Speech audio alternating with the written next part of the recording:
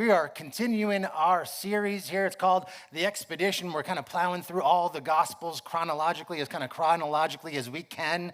And right now we're in the early ministry of Jesus. So we've been talking about a couple of key moments that he had. The baptism of Jesus, that was a couple weeks ago. We talked about his first miracle at Cana when he turned the water into wine. We spoke last week about John 3:16 and kind of Nicodemus coming to talk to him at nighttime like a secret disciple. And today we're going to pick it up in familiar territory. There's a lot of Bible stories, I think, that we get told over the years. It becomes like common and sometimes similar to John 3:16. It'll be something that like we know so well sometimes that we almost start to gloss over the deeper meaning of what's going on. So in this familiar story today, we're in John chapter 4. We're in a very familiar story. Jesus is kind of in enemy territory. He's like on an away game in this story. He's at a place called Samaria, and it's just full of people, the Samaritans, who were almost like enemies to the people, to the Jewish people, especially back in the day. So they're the hated Samaritans. Pastor Ben was telling me a story a couple days ago about how when he was in high school, that there was like a track meet or something after school, and he had a friend from Georgia, not the state, but the country, Georgia. And at this track meet, another guy from a different team showed up, and these two guys, high school guys, had never met each other before, but they found out where each other were from. One was from Georgia, and one was from Ukraine, and without even like knowing each other, talking to each other, they immediately started to fist fight. They just hate each other based on where they were from. And I thought that was interesting because that's probably not too far off from this story today in Samaria with the Samaritans. The Jews and the Samaritans did not get along. They avoided each other at almost all costs. And maybe there's some other more modern day parallels where there's just different people groups that don't get along, right? We can go political. We can do the Democrats and the Republicans. We can do Jews and maybe the Palestinians or something. And there's a reason why the stories of Jesus have stood the test of time. There is, because there's always an enemy, there's always an other, and Jesus goes behind enemy lines for this story. And we're going to read a little bit about what's going on here. So we're picking up in John chapter 4. We'll start here in verse number 4. Now he had to go through Samaria. He had to go through Samaria on the way to where he was going. Verse 5, so he came to a town in Samaria called Sychar, near the plot of ground Jacob had given to his son Joseph. So these are like major Old Testament figures, Jacob and Joseph. And he's going through the area where they had lived. So verse 6, Jacob's well was there. Jacob's well. And Jesus, tired as he was from the journey. And I want to notice this. Tired. Jesus got physically tired. Jesus also allowed himself to feel physical hunger and experience physical thirst. This was part of his becoming flesh and dwelling among us here. So he's tired during that journey. So he sits down by that well, and it's about noontime. It's midday. And right there, verse 7, at midday, a Samaritan woman came to draw water. It's kind of like this here comes trouble kind of a story. She comes to draw water, and Jesus asks her, will you give me a drink? Now his disciples had all gone into town to buy food, so it's just him and her. At noon, the middle of the day, the hottest part of the day, on enemy ground there, on enemy territory in Samaria, Jesus meets this Samaritan woman. Now, the scene, right, sitting by himself at the well, midday, alone, the hottest part of the day, tired, thirsty. Let's talk about Jacob's well for a second here. Jacob was a very big deal to these people, both the Jews and the Samaritans. He was considered the father of all the tribes of Israel, from whom even some of those Samaritans were thought to be descended. So they all kind of had this common ancestor.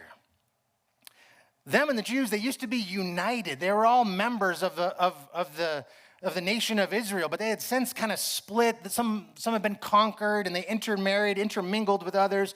And now the Samaritans are considered like a half-breed. They're like impure. They're kind of the traitors almost of what used to be the unified Jewish people. But Jacob is still considered by both groups the forefather of them all. He was actually what they had in common. So something interesting here that I want to notice is that Jesus literally meets this woman on common ground at Jacob's well there. They both look to Jacob's well, and they think that there's something significant about their forefather Jacob. So this is a picture, a modern day picture actually, of Jacob's well. This is considered oftentimes, let's see the other picture. This is sometimes called the most authentic site in the Holy Land, since no one can move a well that was originally like 140 feet deep. It's hard to move a well that's 140 feet deep. So this has been thought of for centuries and centuries and centuries as the well, the actual well that Jesus was sitting by that day when he met this woman. At Jacob's well, speaking of Jacob and about wells, a little bit of backstory. It's an interesting side note. Jacob himself, one of the forefathers of the people, he originally met his wife, Rachel, while getting water at a well. Not this well, but a well. It's a detail that gets kind of forgotten, gets looked over, but you can go back to Genesis, you can see Jacob, he met his wife at a well. And that might not be significant. Maybe it's kind of like, yeah, great, whatever, what's the big deal? But Jacob's father Isaac, also kind of found his wife at a well. That's two major figures in the Old Testament, and the Bible has a way of showing a thing again and again and again until you recognize a pattern. Right? So Isaac kind of meets his wife at a well. Jacob kind of meets his wife at a well. What about Moses? Where do you think he met his wife? Tinder. No, a well, of course. I'm kidding. It's a well. We'll come back to that. So noon at the well. Now, back in the day, women would typically go to the well to draw water twice a day. In the morning, when it wasn't so hot yet, and in the evening, after the heat of the day had already passed. They would go 2 times a day, in the morning or the evening. This woman is there at noon in the hottest part of the day. Something is weird. Something is off. Somebody's actually out of time. We just sang that whole song, Always on Time, but somebody's not supposed to be there in this moment. And we'll see as we kind of develop the story, this is probably intentional. The odd timing shows us, combined with what we learn about her, that she's got some issues going on. There's maybe a little bit of stigma to this woman, that she's probably going at noon, at midday, because that's precisely when the rest of the people will not be there. She's avoiding them. Maybe she's got a little bit of a reputation. She's at the wrong time so that she can avoid people. So noon, even though she's at the wrong time at that well, Jesus is waiting for her because he's somehow always on time. He's there waiting. It's funny how that works. There's a lesson here. So Jesus has asked her for a drink, and she's blown away. She's like, you're asking me for a drink? She's like, what are you even doing here? Verse 9, the Samaritan woman says to him, you're a Jew, and I'm a Samaritan woman. I'm like double unclean for you. And we find out her story a little bit later that she's kind of a sinful, kind of a reputation kind of a woman. She's like triply unclean for a religious, pious Jew that she supposes that Jesus is. She says, you're a Jew and I'm a Samaritan woman. How can you ask me for a drink? You're going to drink what my hands, my filthy Samaritan hands have touched. You're going to drink that. For Jews, it says, do not associate with Samaritans. Don't even associate with them. She's like, I'm a Samaritan and a woman and a sinner, triple unclean for you. To most Jews, to drink something that she would handle is disgusting. You wouldn't even, it says they wouldn't even talk to them. Wouldn't even associate with them, much less like hang out, go to their kitchen and eat food or drink whatever they've touched. They wouldn't do that. There were major things that separated them. She's like, I'm not one of your people, Jesus. What do you want to do with me? I'm not one of your kind. I'm not your type. There's a huge chasm that separates me from you. I don't dress like you. I don't talk like you. I don't come from where you come from. What do you want with me? In modern terms, maybe we hear somebody say, Jesus, I'm not really a church person. I don't really believe in religion. I've deconstructed. I've been burned by the church. Or maybe I'm an adulterer, Jesus. I've been cheating on my husband, Jesus. Or I'm a Samaritan. I'm a Jew. I'm a Muslim, a Palestinian, an atheist. I'm gay, trans, agnostic. I'm a million different things that separate me from you, Jesus. Why in the world would you ever want to talk to me? But Jesus is a master of finding the common ground. Now, at the risk of frustrating some people here, ruffling a couple of feathers, really, think of somebody in your life, a type of person that it is very difficult to think about having common ground with. Maybe they got piercings and blue hair, or maybe they're a stern, super Trump supporter, whatever that it is, just grosses you out. Jesus finds a way to cut through what divides people, and he finds common ground. There's such a good lesson here. This is why these stories have stood the test of time, I'm telling you. He's so good at this. There are more important things at play here than our opinions or who we are about on the outside. So she's asking him, how are you going to ask me, a Samaritan woman of all people, for a drink? Am I being punked here? Are there hidden cameras? What is going on here? And he goes on, verse 10. He answers her, if you knew the gift of God and who it is that asks you for a drink, you would have asked him, and he would have given you living water. There's a new term introduced here. There's talking about drinking water. They're standing there at a well. People draw water from that well to drink. And he all of a sudden is introducing a new term to this woman. This idea of living water, a different, greater type of water. Verse 11, she perceives a little bit. She says, sir, you have nothing to draw with. You see this well? It's 140 feet deep. You ain't got a bucket. You don't have a rope. You got nothing to draw with. What are you going to do here? How are you going to give me? Where are you going to get this living water? She asks him. She's confused. You're going to make it appear out of thin air? What are you talking about, living water? Verse 12, she continues, are you greater than our father Jacob, who gave us the well and drank from it himself, as did his sons and his livestock? Jacob, again, was their forefather, a great man, considered highly esteemed by all sides in this story. Surely you're not greater than him. You're not higher than what I hold in high esteem, are you? She asks him. And I guess a note here is, Jacob gave a well that provided water, but Jesus gives a greater gift, living water. And there's a little bit of an exchange here. There's this weird idea where Jesus is basically asking for this little cup, this temporary cup of drinking water that you could just drink in 30 seconds and it's gone. The exchange, this little cup of water for this great, overwhelming ocean of fresh water in a way that Jesus offers her in exchange for that little cup.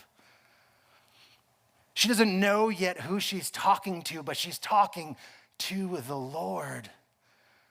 So is he greater? Yes, he is greater.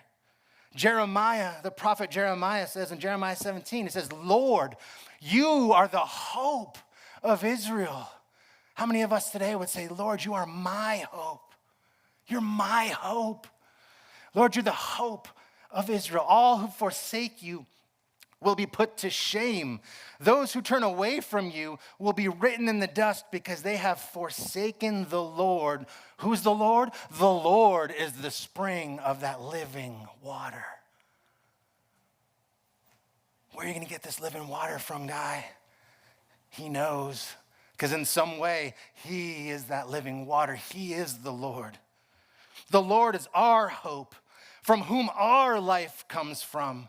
Jesus, again, telling her about a different kind of water. And when he says it will well up inside of you, it will bubble up and fountain up inside of you, this living water has a way of springing up inside of you. He's talking about himself as the ultimate source of life. We need drinking water to live, but then we need more. I don't know how many glasses of water you guys drink a day, huh? There's some people in my house that drink 0, and I don't know how they survive.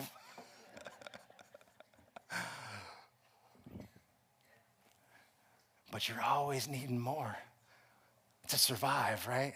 I don't know what the doctors say. You need like 18 glasses of water a day just to break even or something. I don't know. I don't think anybody's drinking that much water, but however much that you're drinking, you always need water to survive. You need more.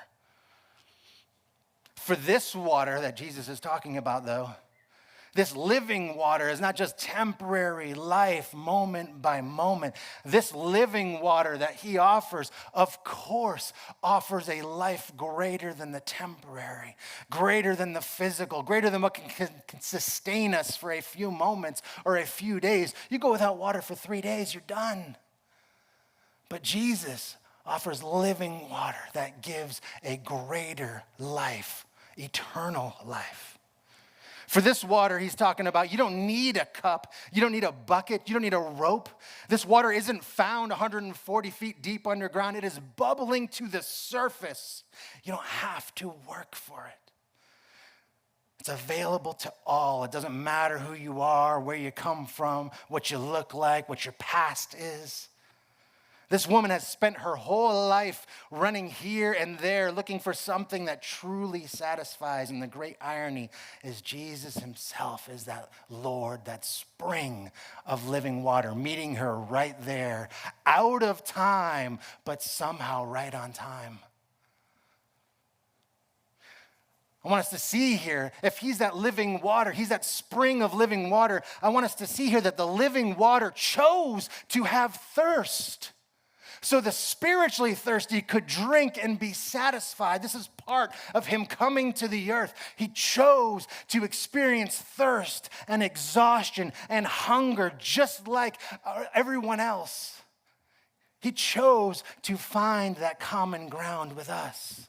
Do you realize that?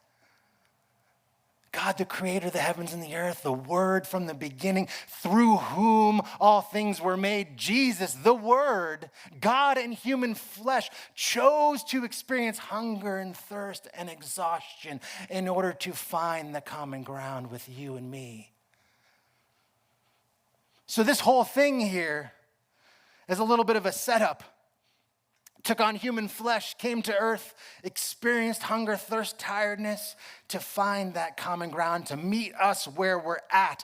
And now he's meeting this woman exactly where she is at.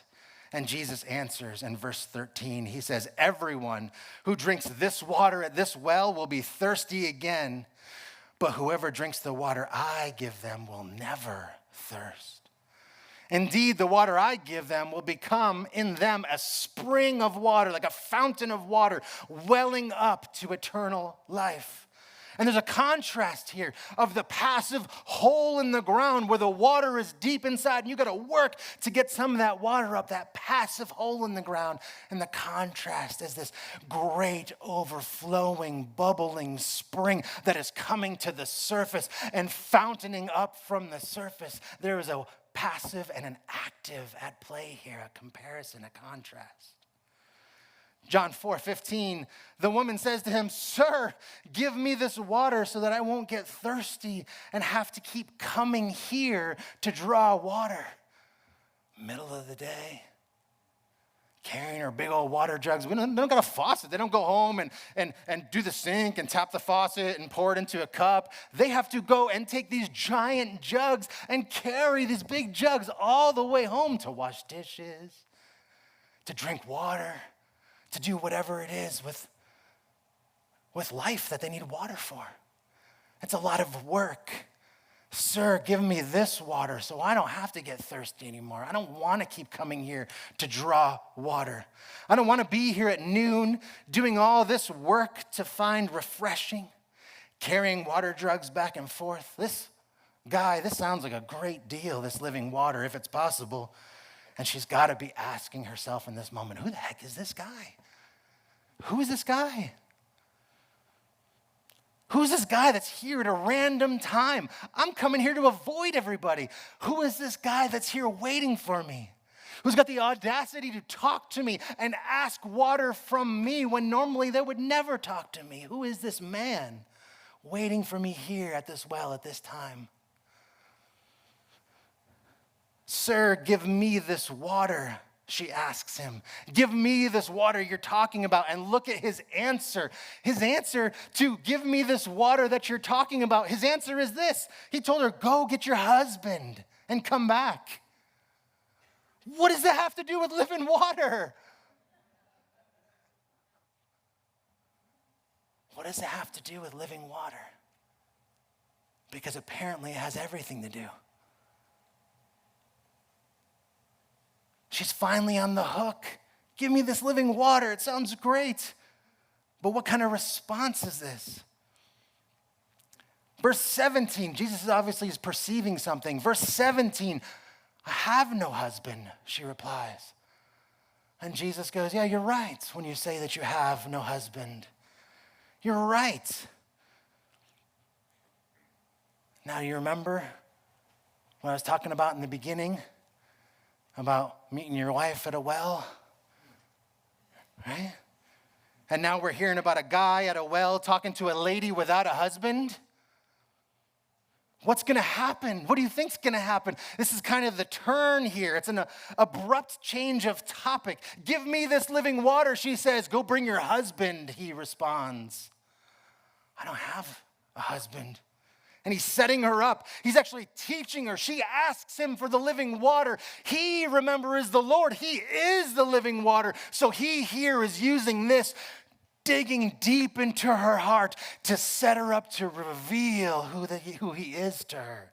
He's going to reveal that he is that living water. Verse 18, he's like, yeah, that's true. You don't have a husband. The fact is, you've had 5 husbands.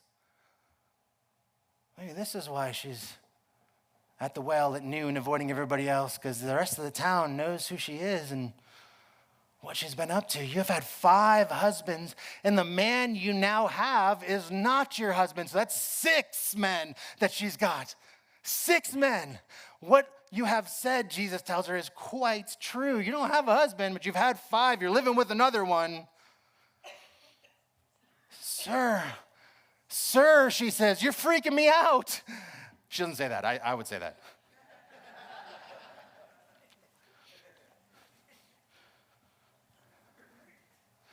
Sir, the woman said, I can see that you're a prophet. I can see there's something special about you. There's something different about you. He calls her and says that 5 husbands and the one that you're living with is not your husband. But I want you to notice what happens here. He's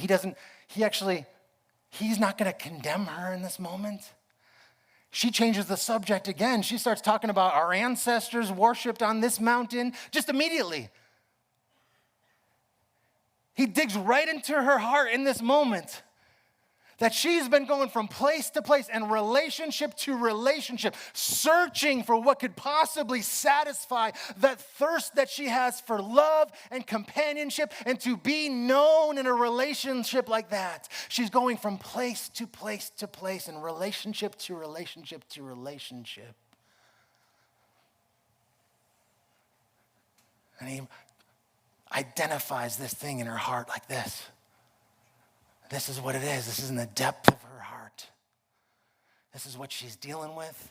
This is why she's there at noon in the first place.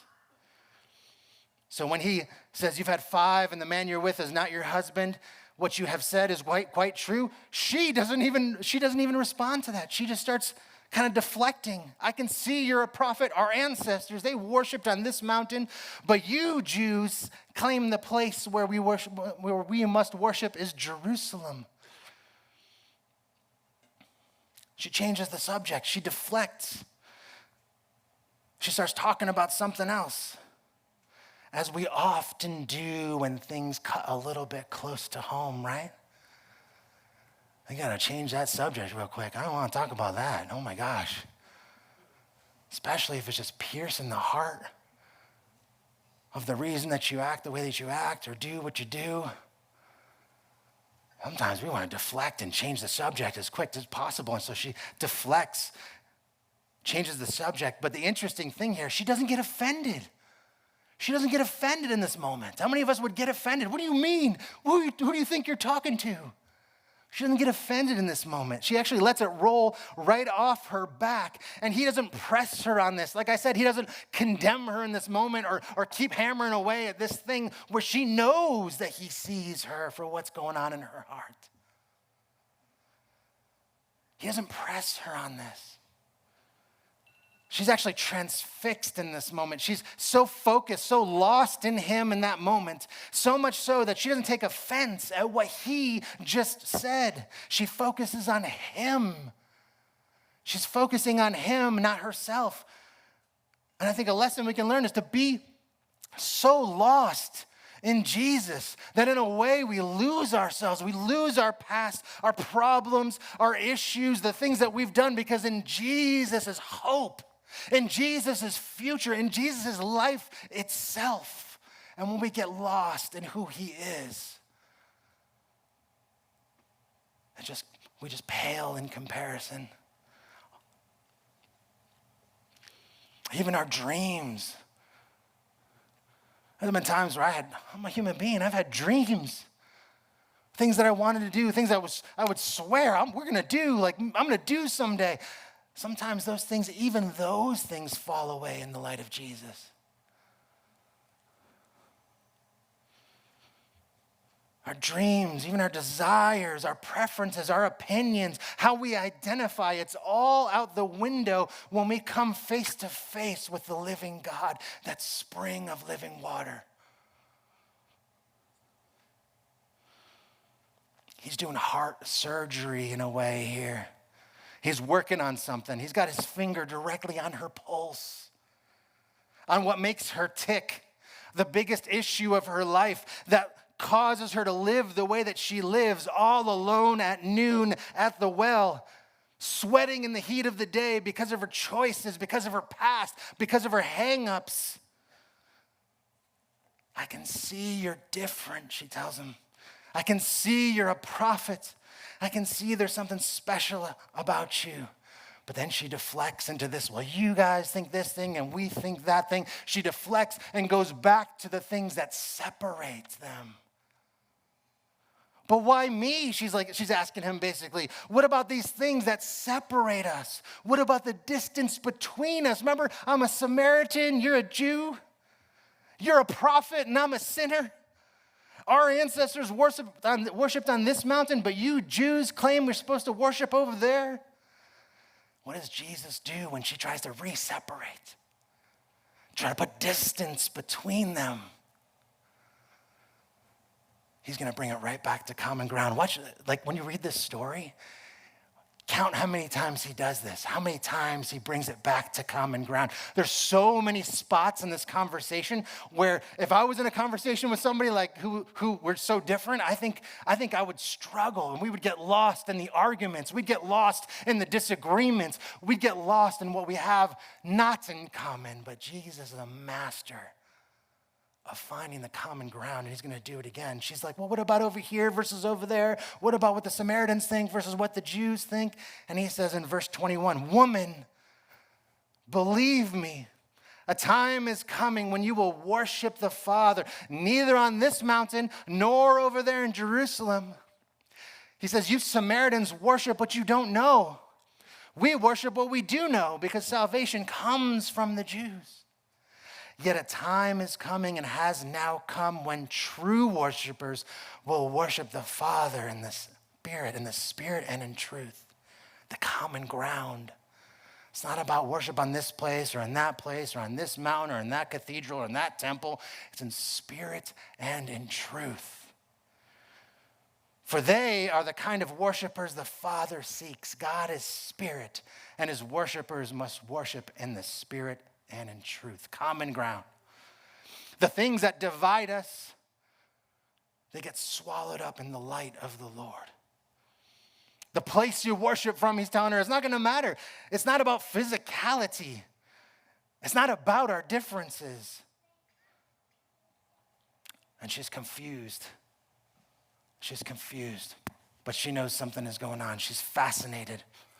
So look what she says here in verse 25. The woman says, I know that Messiah, the one called Christ, the anointed one, the Savior, the chosen one, the one that's been spoken of for years in the scriptures. I know that Messiah is coming, and when he comes, he will explain everything to us.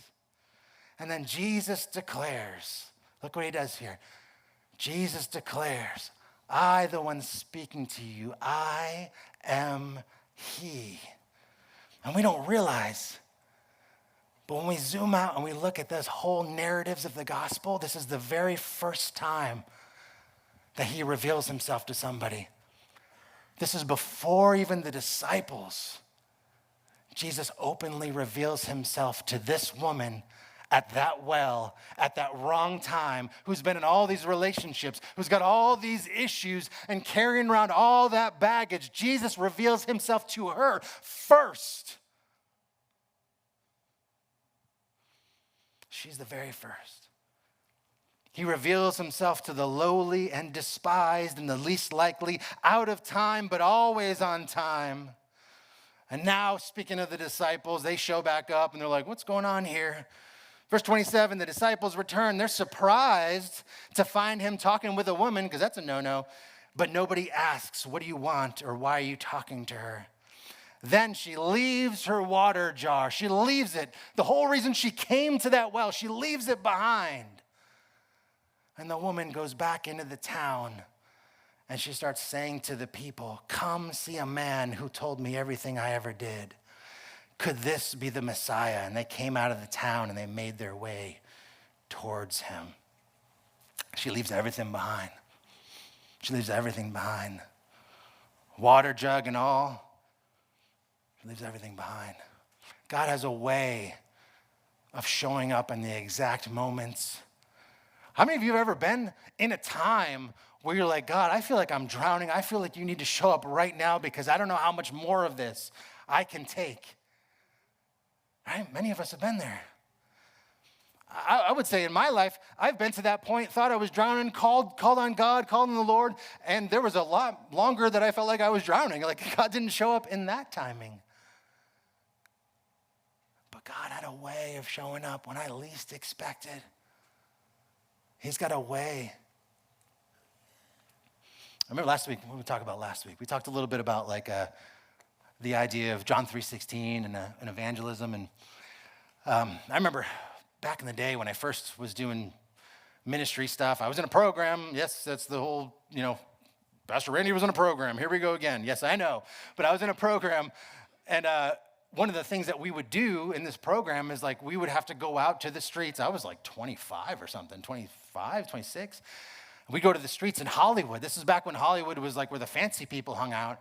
And we'd go down and we were doing evangelism nights in Hollywood. And so being a part of this program, I didn't really have a choice. It was you're going out there and you're going to watch us tell people about Jesus or whatever. And we'd go out there, and I just remember we would see back in the day, these people, Mariah Carey, we'd see her around. We'd see Christina Aguilera when she was super popular. I literally would see Joe Rogan every single Friday night, because he would close down the Comedy Store down the street on Sunset Boulevard, and he'd walk by us every Friday night. And I guarantee he would know who we are in general terms if somebody were to ask him to this day, because we were always there. The Christians, we were always talking to people. We were always trying to pray for people or whatever. And the crazy stuff was, there'd be thousands of people on a Friday night on Sunset Boulevard, back when the clubs and the bars were just hopping, and the place, the park, the streets are just full. It's I don't know if it's 3 lanes each direction or something, but it was jam-packed, full of cars, traffic.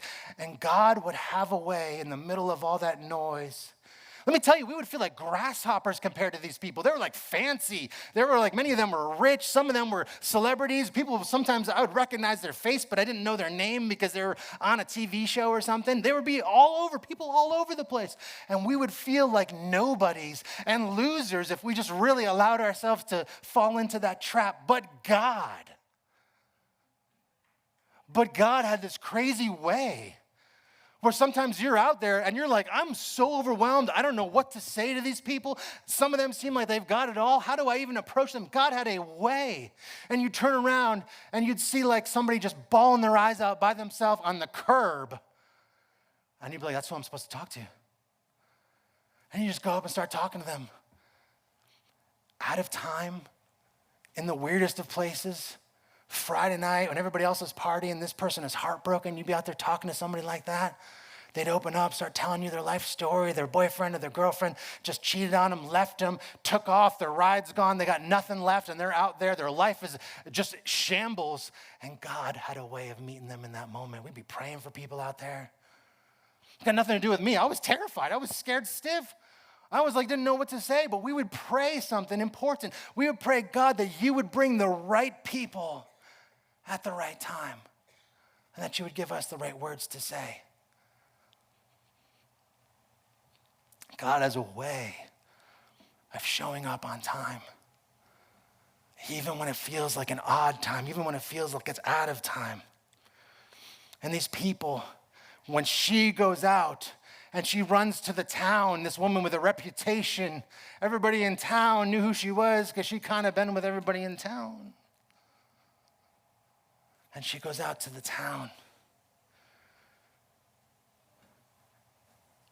You know, these people had been drawn to that well, to that drinking water, but now she's going out to them and she's drawing them to the living water.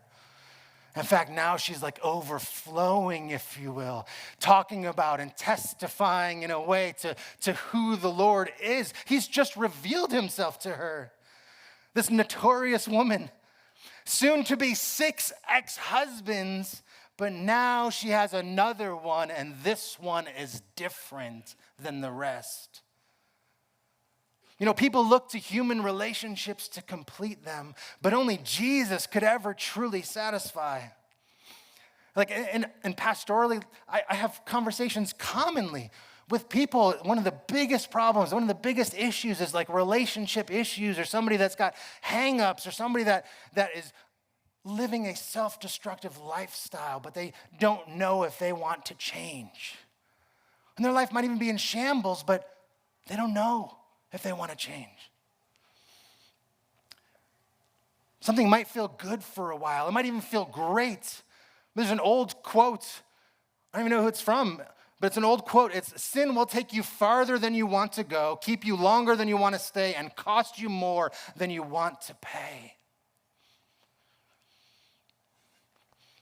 And with these 6 guys, these 5 husbands, the 6th soon-to-be ex-husband, now Jesus, the great bridegroom of the church, if you will, the husband in a way to the church, becomes number 7 in her life. 7 biblically, of course, the number of completion.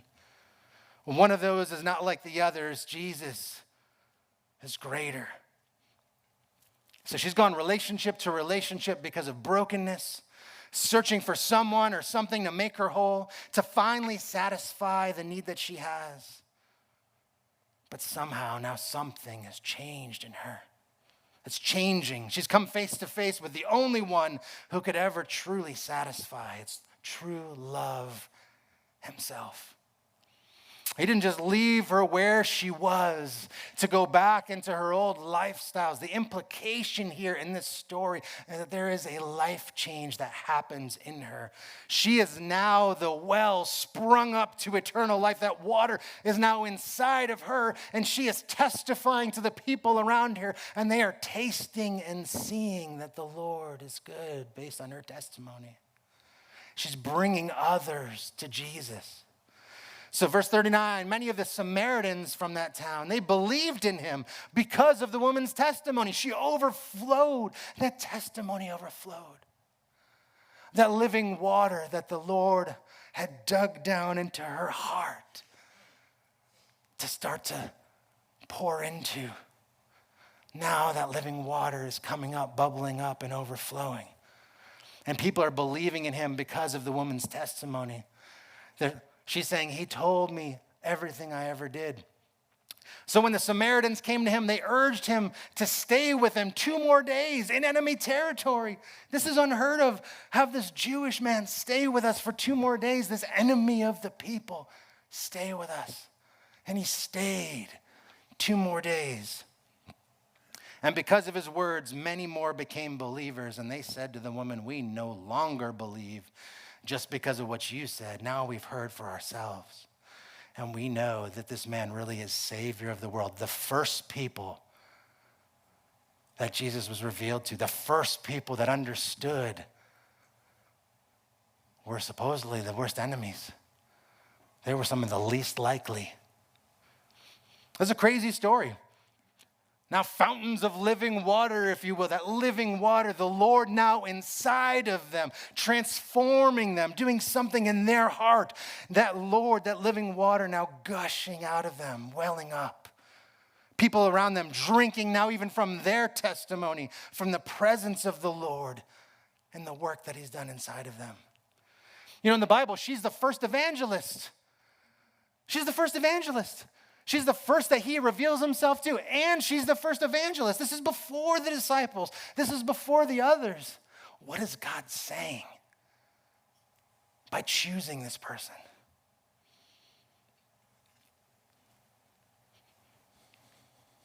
That God uses the least likely all the time.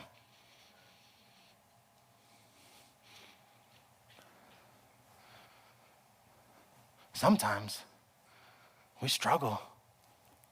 We struggle with something habitual. We struggle with like a habitual behavior, maybe habitual sin. And we keep going back to that well, if you will, drinking the same old stuff that never satisfies.